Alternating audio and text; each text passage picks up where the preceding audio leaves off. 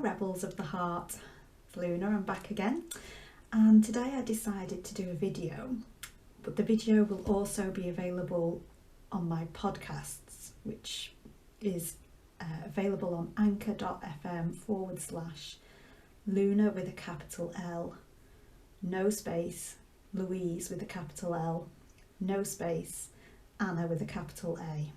So that's anchor.fm/Luna Louise Anna. So if you're listening to it as a podcast, I'm going to try and remember that, not be too visual. But if you are watching on YouTube, which again is at Luna Louise Anna, or maybe you're watching it on Spotify podcasts. So I'm just going to try and cater for everybody. But if you are watching it, I want to apologise. I've got these massive headphones. Right, they came free with the microphone, and my circumstances mean that I have to kind of accept that because I just don't have a lot of money at the moment. And also I'm not very good with technical things, so the idea of having to search for, I think it's a jack, but I'm not sure, and I don't think it has Bluetooth, the microphone, and it just gets too complicated basically.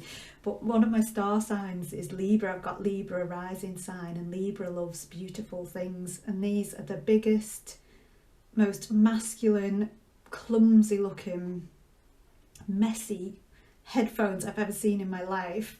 So it's just like, well, thanks universe for the free headphones so that I can do podcasting, but in future can I have some mermaid ones please?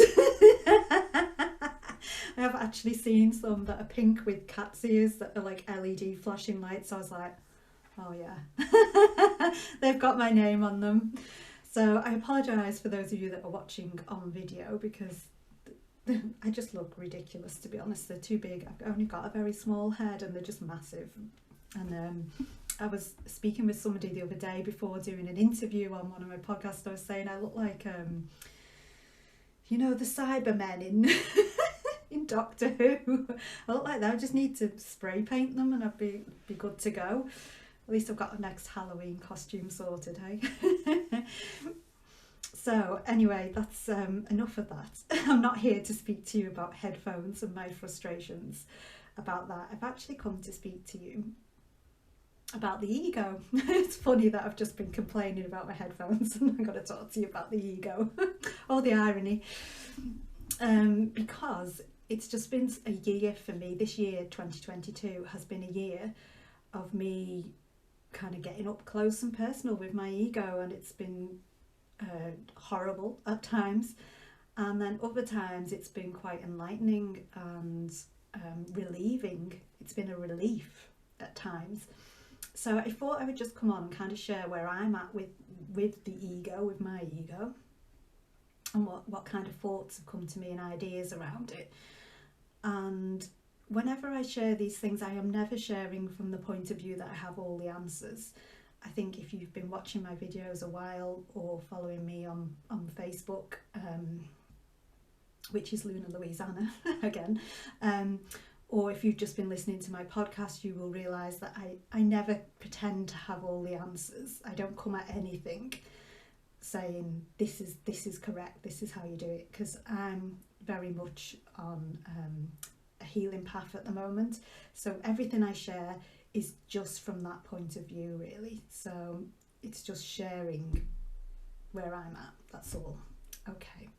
So I think it was about 2015, I actually did a video about the ego, and I wish I could find it because I remember I was talking about it being the shadow of your soul. In other words, it was just telling you the next part of your soul that was due to awaken. And when I remembered that, I was thinking, the other day I was thinking, that's actually quite good. That's not bad, that. Oh, just 1 minute, my cats. Hi, I'm back again. I'm so sorry. As well as having big, massive headphones, I've also got two slightly feral cats. So it's just a bit chaotic. So I was talking about my video in 2015 where I had said that the ego was just the shadow of the soul and was just telling you which part of your soul was next due to awaken. And I was saying that I thought that was actually quite insightful, and I was quite surprised when I remembered that I had done that, and all the way back in 2015 as well. And I think what came to me this year, because in order for me to kind of um, know my ego a bit better, what kind of happened was I was faced with my own death. So I was faced with the truth that, I'm mortal like everybody else. Not that I thought I was immortal, but, we tend to hide from the truth of the fact that we're mortal. And I had been doing that, and I had a health scare. That was very scary to me. I was absolutely terrified, and it very much took me into um, a phase of healing that was quite deep and painful. And because I'm not trained in shamanism, but I'm naturally quite shamanic. So sorry, one of my feral cats has come in again. It's really quite irritating now. So I basically, because I'm quite shamanic, naturally quite shamanic in my life, which for me means I just kind of walk through different states of consciousness very easily, and I've done that since I was a little girl. It's not something that I try and do. I just can do it, and often it's actually quite automatic for me, and I don't even think about it.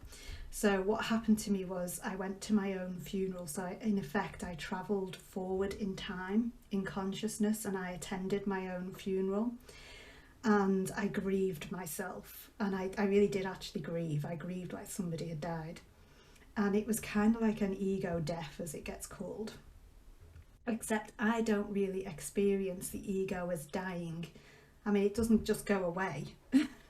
Everybody has an ego, and they will always have an ego. And I think there's a good reason for that. And so that was kind of what I wanted to share today, was kind of the good reason for it, because egos get such a bad press, don't they? And I actually think that's a little bit unkind. And because of that, I've got a slightly different perspective that's kinder, that I wanted to share, because I'm an advocate for creating a kinder world. So one of the things that I noticed with my ego during this year-long kind of phase of getting snuggly with it was that it doesn't die. It actually just goes back into the light of your being, and it comes out slightly softer. So it's almost like a polishing, if you like. So it's like rough.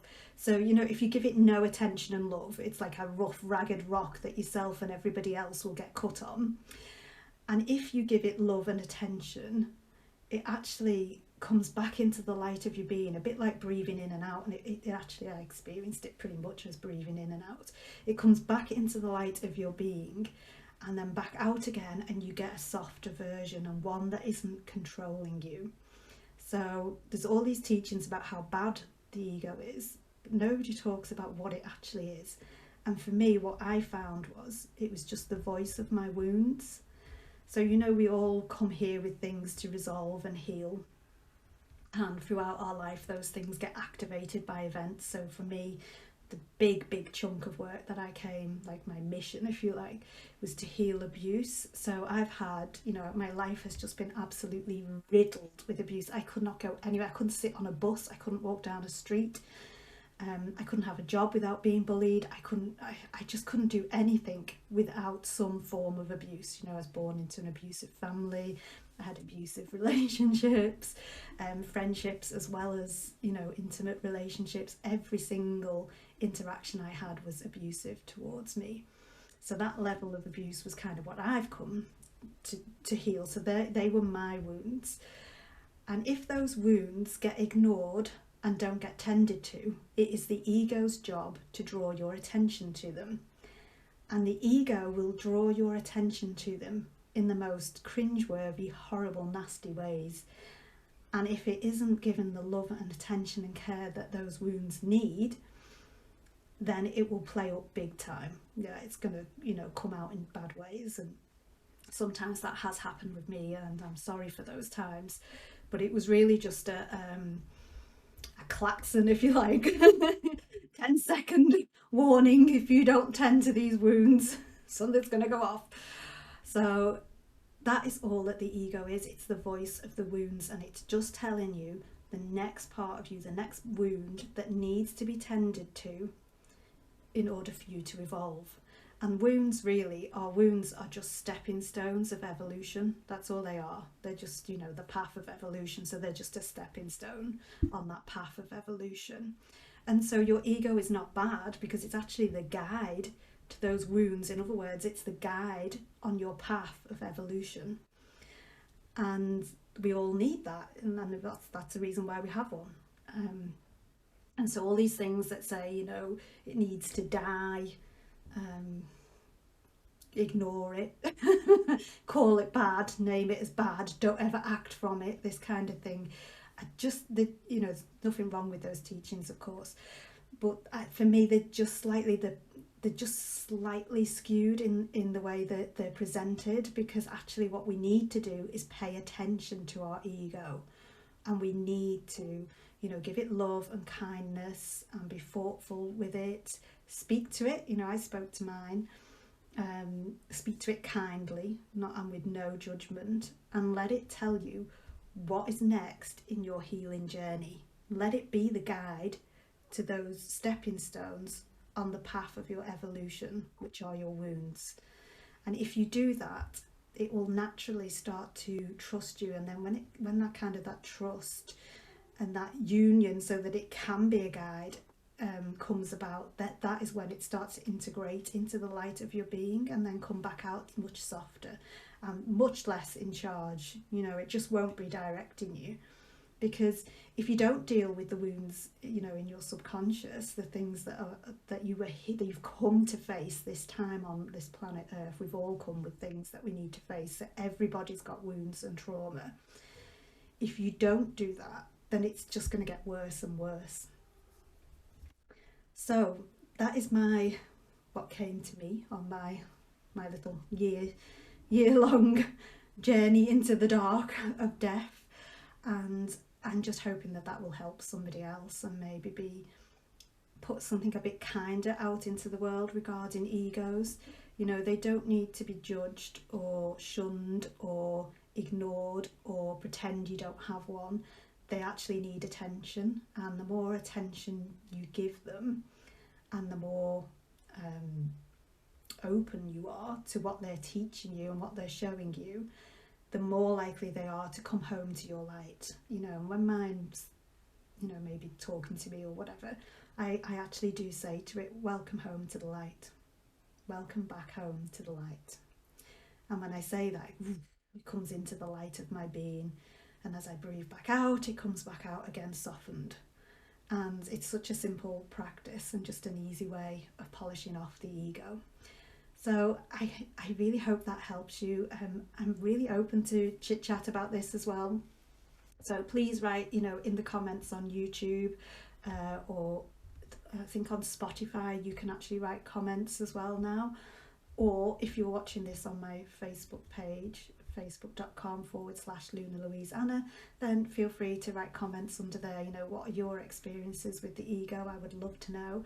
What's your opinion of the ego? What are your beliefs around ego? And what are your practices around ego? Just let me know and join in with the community.